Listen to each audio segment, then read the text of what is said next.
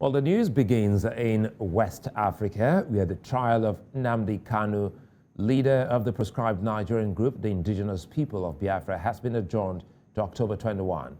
The leader faces treason and other charges, and the presiding judge adjourned the case after counsel to the federal government, MD Abubakar, requested to prosecute the case without Kanu physically being in court. Responding to the prosecution's prayer, the presiding judge held that the trial could not proceed without Kanu being physically present. Meanwhile, counsel to the arrested leader of the Indigenous Peoples of Biafra, Nnamdi Kanu, has tasked Nigeria's federal government to redeem its image before the international community. Ifeanyi Ejiofor, speaking to newsmen at the Federal High Court premises in Abuja after the short trial of Kanu, accused the federal government of kidnapping the arrested IPOB leader from Kenya, an action he says is against signed international conventions. Our correspondent Amadi Uyi has more.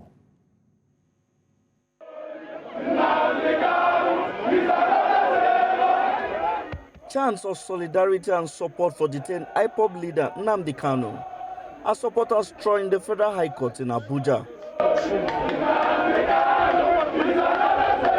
With a heavy presence of security personnel on ground, the police would have none of it as they arrested anybody suspected to belong to the secessionist group.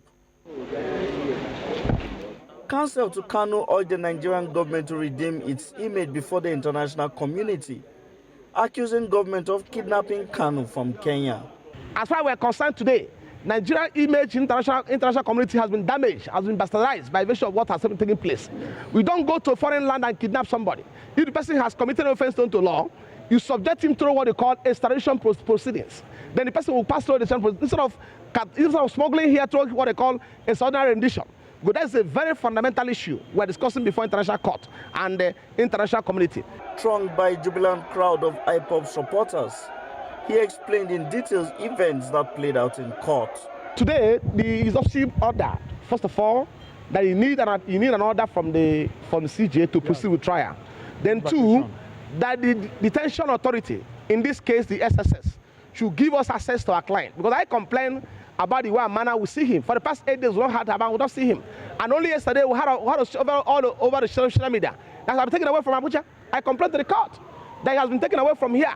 And we can't confirm his present state of health. So the court has to intervene and give directive to the detention authority that we should have access to him on specified dates within a week, which I may not mention to you. So, but that has been agreed, and we're going to see him anymore for now. The trial, Nigeria's most high-profile trial in the last decade, has generated both local and international attention. While members of proscribed secessionist group IPOB are demanding the unconditional release of their leader, Nnamdi Kanu, Nigeria's federal government is insisting the rule of law will play its course. From Abuja, Amadi Uyi, News Central Television.